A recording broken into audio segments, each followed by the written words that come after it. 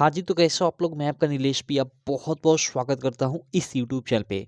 दोस्तों, आज की इस वीडियो में मैं आपको बताऊँगा कि क्या-क्या पढ़ें। जी हाँ, मेरे दोस्त, जो आप लोग का फरवरी में हिंदी का पेपर होने वाला है, 22 फरवरी को हिंदी का पेपर होने वाला है, उसके लिए क्या-क्या पढ़ें कि हमारे बोर्ड एग्जाम में वही आ जाए और हम लोग आसानी से पास हो जाएँ। और जो पढ़ने में बच्चे हैं, वो तो इस वीडियो को ज़रूर देखें, क्योंकि उन्हें 70 में 70 लाना है, ठीक है?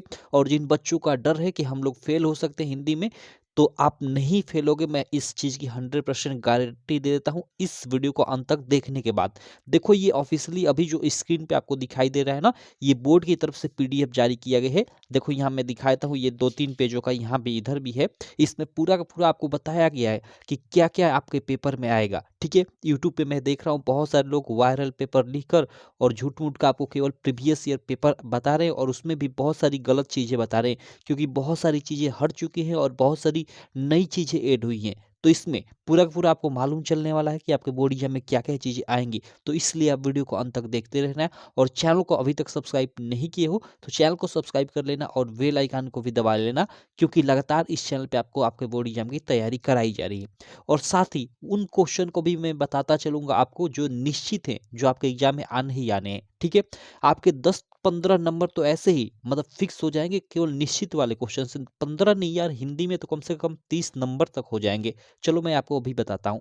देखो, सबसे पहले आप जानते हो कि आपका शुरू में 20 मार्क का एमसीक्यू आएगा। तो एमसीक्यू में क्या-क्या आएगा? आप मतलब इधर-उधर का एमसीक्यू झूठ-मूठ का याद करते हो, तो कोई यहाँ पे साफ-साफ दे दिया है। पहला, ठीक है, 5 गुणे 1 यानी 5 एमसीक्यू आपका कहाँ से रहेगा? हिंदी गद्य के विकास के संक्षिप्त परिचय से। अब हिंदी गद्य का विकास एक बहुत बड़ा टॉपिक है, लेकिन लेकिन उसका संक्षिप्त परिचय रहेगा, सामान्य परिचय से संबंधित प्रश्न पूछेगा, और उसमें भी शुक्ल और शुक्लोत्तर, केवल इन्हीं 2 युगों से प्रश्न रहेगा, शुक्ल और शुक्लोत्तर युग। इसके अलावा और किसी भी युग से रिलेटेड प्रश्न नहीं रहेगा, इस बात को आपको ध्यान में रखने की ज़रूरत है, ठीक है? ये 5 मार्क का यहाँ से प्रश्न रहेगा, और हिंदी पद्य के विकास का संक्षिप्त परिचय से, और उसमें रीतिकाल और आधुनिक काल से रिलेटेड प्रश्न रहेगा 5 मार्क का। तो 10 मार्क का आपका यहाँ पे हो गया, ठीक है? हिंदी गद्य और पद्य से। उसके अलावा आपका 10 मार्क जो रहेगा, वो देखो कहाँ-कहाँ से रहेगा। उसके बाद आपका 3 प्रश्न यहाँ से रहेगा, एक आपका रस से रहेगा, एक अलंकार से, एक छंद से। और रस में आप देख लो, केवल आपका हास्य रस और करुण रस से रिलेटेड प्रश्न आएगा, और ये परिभाषा नहीं आएगा, केवल एमसीक्यू आएगा, आप जानते हो, ठीक है? और इसमें आपके एग्ज़ाम में ज़्यादातर यही क्वेश्चन पूछेगा कि हास्य रस का स्थायी भाव क्या होता है और करुण रस का स्थायी भाव क्या होता है, ठीक है? उसके अलावा अलंकार में देखो, आपका केवल अर्थालंकार के भेद यानी उपमा रूपक और उत्प्रेक्षालंकार से संबंधित आपके एग्जाम में क्वेश्चन पूछेगा, एक एमसीक्यू। और छंद में आपका केवल रोला और सोठा से, जी हमें दोस्त, रोला और सोठा से संबंधित प्रश्न पूछेगा, तो आप केवल इन्हीं को पढ़ो छंद में। तो यहाँ से 3 एमसीक्यू रहेंगे। उसके अलावा यहाँ पे अगला जो एमसीक्यू रहेगा, ठीक है, उसमें उपसर्ग से रहेगा, ठीक है, एक उपसर्ग से रहेगा, एक समास से रहेगा, और तत्सम, तद्भव या फिर पर्यायवाची, इन तीनों में से किसी मतलब कोई एक आपके डाल देगा एग्जाम में। तो तत्सम डाल दिया, या तद्भव डाल दिया, या फिर पर्यायवाची डाल दिया। उसके अलावा आपका देखो, शब्द रूप में केवल ये याद रखना, शब्द रूप में केवल तद और इसमद, ये जो सर्वनाम शब्द रूप है ना, ये केवल यही आएगा। जो पहले शब्द रूप जैसे था, जैसे फल का था, नदी का था, मधु का था, वो सब नहीं आएगा। और न ही धातु रूप, जैसे पट धातु, लिख धातु, हंस धातु था, वो भी नहीं आएगा। और हिंदी में आपका संधि भी नहीं आएगा, इस बात को याद रखना, संधि भी नहीं आएगा। क्लियर? ये सब चीज़ें हट चुकी हैं।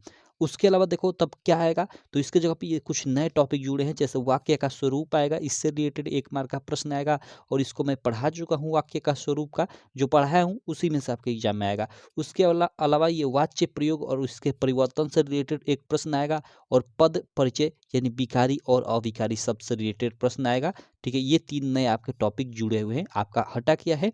तो हटा है शब्द रूप, जैसे लता का, मधु का, ठीक है, नदी का, ये सब था ना ये। और जो आपका धातु रूप था, जैसे फट धातु, लिख धातु, हंस धातु, वो सब हट गया है, और संधि हट गई है। क्लियर? तो 20 एमसीक्यू में आपके ये चीज़ें रहेंगी, इस बात को आपको याद रखने की ज़रूरत है। अब देखो, आपका 50 मार्क का जो वर्णनात्मक प्रश्न होगा, सब्जेक्टिव प्रश्न होगा खंड ब के अंतर्गत, उसमें क्या-क्या आएगा?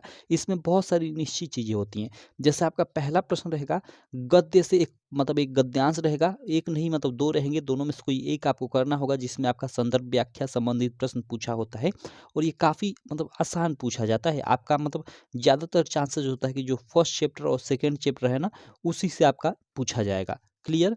यानी जो आपका मित्रता और ममता वाला चैप्टर है और एक एक आपका और चैप्टर है रामधारी सिंह दिनकर वाला, ईर्ष्या तू न गई मेरे मन से, उसका भी आप देख लेना अच्छे से। इन तीनों में से ही देखना आपके एग्जाम में फंस जाएगा। उसके अलावा पद्यांश में देखो आपका तुलसीदास का, सूरदास का और महादेवी वर्मा का, इनका ही पद्यांश में से खासकर अधिकांशतः आता है तुलसीदास जी का और सूरदास का। और उसके बाद आपका संस्कृत गद्यांश का संदर्भ सहित हिंदी अनुवाद रहेगा, 5 मार्क का यह प्रश्न रहेगा। तो इसमें भी जो वाराणसी वाला चैप्टर है, प्रबुद्धो ग्रामीण वाला चैप्टर है और एक चैप्टर है भारतीय संस्कृति, इन तीनों से एग्जाम में आपको भर भर कर आते हैं। ठीक। और पद्यांशों में यानी वही श्लोकों का आपका हिंदी अनुवाद रहेगा संदर्भ सहित। तो श्लोक आप लोग देख लेना इन्हीं के मतलब जो बीच बीच में है। ठीक है, जैसे वाराणसी वाला चैप्टर हो गया तो उसमें एक बीच में श्लोक है, एक मरणम मंगलम वापि जय वापि नहीं नहीं ये नहीं है। मतलब ये तो मैं बीरह बीरह पूज्यते का बोलने लगा, वो है ना एक मतलब जहाँ मरना भी मंगलकारी है। आ, वो वाला मतलब श्लोक यहाँ पे, ऐसे श्लोक यहाँ पे पूछा जाता है जिसका आपको संदर्भ और हिंदी अनुवाद करना होता है। ठीक है, तो ऐसे ही ये प्रश्न पूछे जाएंगे यहाँ पे। उसके अलावा देखो अगला जो प्रश्न आपका रहेगा वो खंडकाव्य से रहेगा और खंडकाव्य आप अपने जिले का मतलब जो भी होता है आप पूछ लेना अपने स्थानीय टीचर से, क्या आता है, कौन सा खंडकाव्य आता है, और उस खंडकाव्य को क्वेश्चन बैंक से एक बार पढ़ लेना भाई, और वही आपके एग्जाम में फंस जाएगा, सिंपल। और उसके अलावा देखो प्रश्न संख्या 6 ये निश्चित आएगा, निश्चित आएगा, मैं बता देता हूँ कि क्या आएगा। प्रश्न संख्या 6 के क के अंतर्गत किसी एक लेखक का जीवन परिचय रहेगा और ख के अंतर्गत कवि का जीवन परिचय रहेगा। और जीवन परिचय लिखकर उसके अंत में एक एक रचना का आपको नाम लिखना पड़ेगा, जिसका आपको 5-5 मार्क यानी 10 मार्क मिल जाएगा। तो लेखकों में आप आचार्य रामचंद्र शुक्ल का, जयशंकर प्रसाद का और रामधारी सिंह दिनकर का, इन 3 लोगों का याद कर लो, फंस जाएगा 100% आपके एग्जाम में। और कवियों में आप तुलसीदास का, सूरदास का, महादेवी वर्मा का, इनका और एक किसी और का। ठीक है, एक किसी और का याद कर लेना, कम से कम 4 लोगों का, ये आपके एग्जाम में 100% फंस ही जाएगा।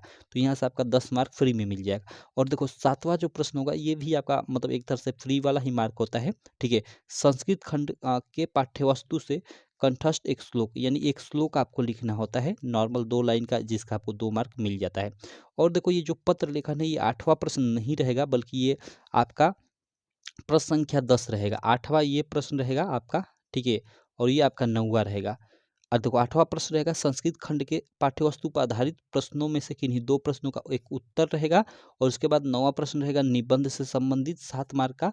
और निबंध भी मतलब आपके नॉर्मल निबंध रहेंगे, आप आसानी से लिख पाओगे, कोई दिक्कत नहीं। और 10वां प्रश्न आपका पत्र लेखन रहेगा। पत्र लेखन भी ये नया टॉपिक आपके एग्जाम में ऐड हुआ है।